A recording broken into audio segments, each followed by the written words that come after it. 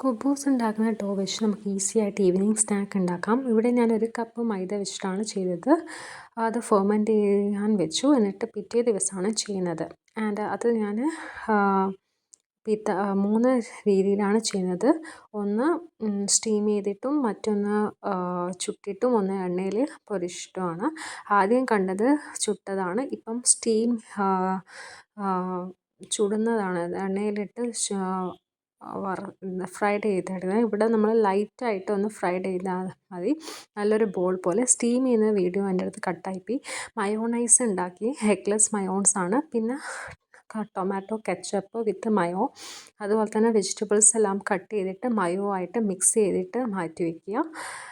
പിന്നെ അല്ലാണ്ട് ഞാൻ നീളത്തിൽ കുറച്ച് വെജിറ്റബിൾസ് കട്ട് ചെയ്ത് വെച്ചിട്ടുണ്ട്. ഇവിടെ ഞാൻ ക്യാരറ്റ്, ടൊമാറ്റോ, ഒനിയൻ, അതുപോലെ തന്നെ ചില്ലിയാണ് എടുത്തത്.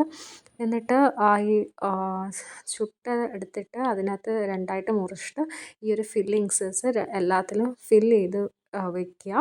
എന്നിട്ട് ഫില്ല് ചെയ്യുമ്പം നിങ്ങൾക്ക് ഇഷ്ടം പോലെ ഫില്ല് ചെയ്യാം. സൂപ്പർ ടേസ്റ്റാണ്. Must try item.